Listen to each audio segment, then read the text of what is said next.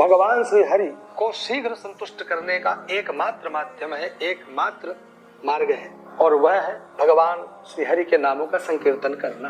अहरनिश भगवान श्री हरि के नामों को लेना, उनके सुंदर सुंदर कथाओं का अध्ययन करना, उन कथाओं का अध्ययन करके उन कथाओं को दूसरों के सामने सुनाना ही संकीर्तन है। ये सब भगवान श्री हरि को प्रसन्न करने वाले मार्ग हैं। इन मार्गों के माध्यम से हम भगवान को शीघ्र प्रसन्न कर लेते हैं और मन चाहा अपनी समस्त कामनाओं को पूर्ण कर लेते हैं। लेकिन हर व्यक्ति के पास इतना समय नहीं होता है कि प्रतिदिन नाम जप करे, नाम संकीर्तन करे, ध्यान लगाए, समाधि में बैठे या यज्ञ आदि कर्म करे। इसलिए ऋषियों ने, शास्त्रों ने सबके लिए हितकर एक सुगम मार्ग हम लोगों के सामने खोल दिया। उस सुगम मार्ग का नाम क्या है? उस सुगम मार्ग का ही नाम है व्रत उपवास का मार्ग। हम व्रत पर्वों पर करते हैं, विशेष विशेष तिथियों पर हम उपवास करते हैं और उससे संबंधित देवताओं की उपासना करके उन्हें संतुष्ट करते हैं। अनेक ऐसे पर्व वर्ष भर में आते हैं जिन्हें हम बड़े उदारता पूर्वक करते हैं, बड़े नियमों से, आचरणों से करते हैं और विधिवत पूजन करते हुए उनको पूर्ण करते हैं। उससे होता क्या है?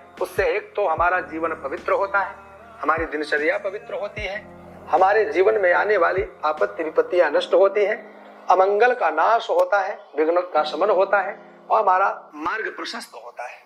चाहे वह व्यापार हो और चाहे वह व्यवहार हो, दोनों मार्गों को शुद्ध करने का एकदम सीधा सा मार्ग है कि व्रत उपवास यज्ञ आदि कर्म के माध्यम से हम भगवान को शीघ्र संतुष्ट करें और अपने समस्त विघ्नों का शमन करें। लेकिन यज्ञ आदि कर्म हो और चाहे कोई भी देव यजन का मार्ग हो, हर व्यक्ति वह भी नहीं कर पाता है, क्योंकि आज के समय में किसी के पास धन की कमी नहीं है, लेकिन समय से बड़ी कमी यदि है तो उसका नाम है समय।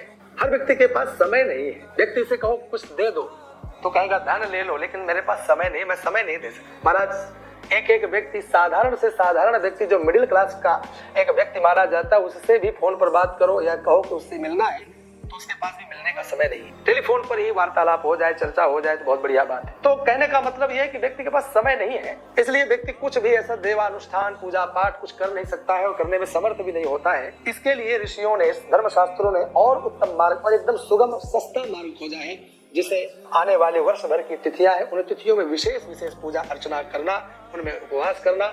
उन्हीं में से एक पवित्रतम मार्ग है, एक पवित्रतम तिथि है जिसका नाम है एकादशी। एकादशी तिथि के महत्व के बारे में मैंने अनेक बार चर्चा की है, बहुत विस्तार से चर्चा करने की आवश्यकता नहीं है। हर एकादशी अपने आप में बहुत महत्वपूर्ण है, भगवान श्री हरि को प्रसन्न करने वाली है।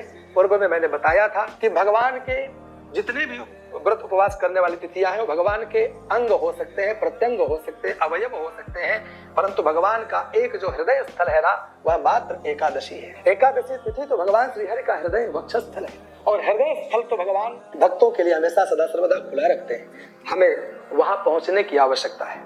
प्रत्येक वर्ष में 12 महीने होते हैं, हर महीने में 2 पक्ष होते हैं, 15-15 दिन का पक्ष होता है। हर पक्ष में एक एकादशी की तिथि आती है, कृष्ण पक्ष की तिथि और एकादशी और शुक्ल पक्ष की एकादशी।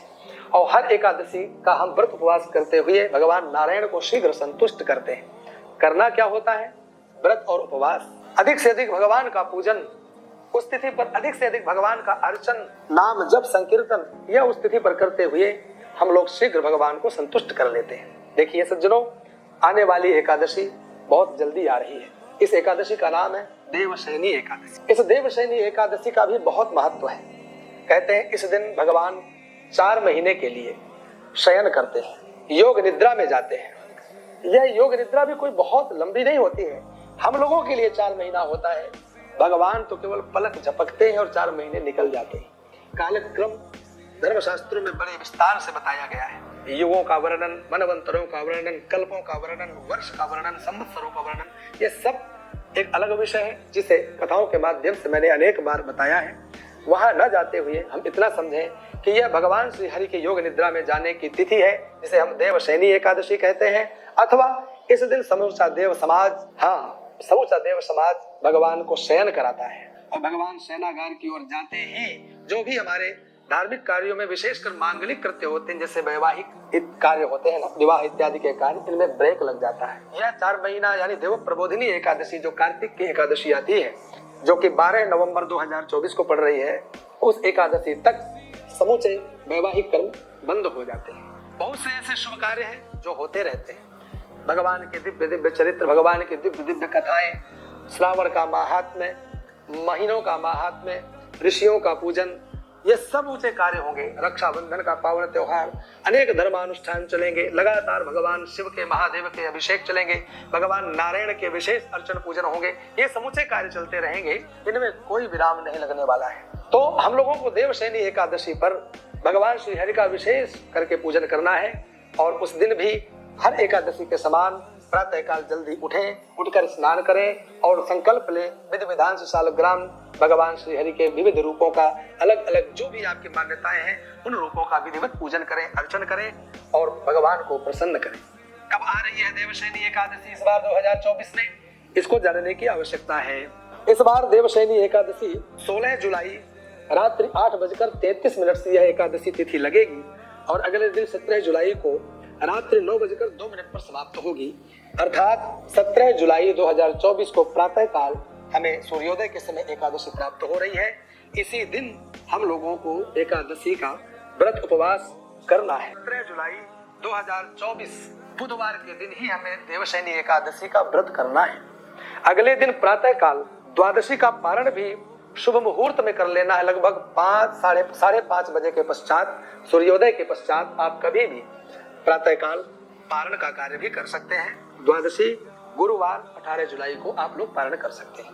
हम लोगों को देवशयनी एकादशी के दिन विधिवत भगवान का इसलिए पूजन करना जरूरी है कि उस दिन स्वयं भगवान नारायण शयनागार की ओर जा रहे हैं, विश्राम की ओर जा रहे हैं। ऐसे उनकी मालिश करें, ऐसा पंचामृत से स्नान कराएं, विधिवत इतनी तुलसी पत्रों से भगवान का अर्चन करें कि उनकी समूची थकान दूर हो और आनंद पूर्वक। थकान इसलिए कि भगवान नारायण पालन करता है। हाँ, भगवान नारायण के ऊपर एक भार है सृष्टि का, समूचे सृष्टि का उन्हें संरक्षण करना है। वो संरक्षक है, पालक है। पालन करने वाली माँ होती है ना, और माँ सुबह से शाम तक अपने बच्चों को स्नान आदि कराते हुए सजाना, संवारना, भोजन कराना, तो माँ भी तो कभी न कभी थकती होगी। भगवान श्री हरि के बारे में भी यही भावना रखते हुए उस दिन विधिवत पूजन करना है। 17 जुलाई 2024 को हम लोगों को बुधवार के दिन भगवान श्री हरि का विशेष पूजन करते हुए उन्हें शयन कराना है और अगले दिन 18 जुलाई 2024 गुरुवार को हमें विधिवत पारण का कार्यक्रम द्वादशी के दिन करना है। आप सब लोगों को यह आने वाली देवशयनी एकादशी अनेक अनेक कामनाओं को पूर्ण करने वाली हो। बहुत बहुत शुभकामना, बहुत बहुत बधाई। जय श्री राधे, जय श्री कृष्ण।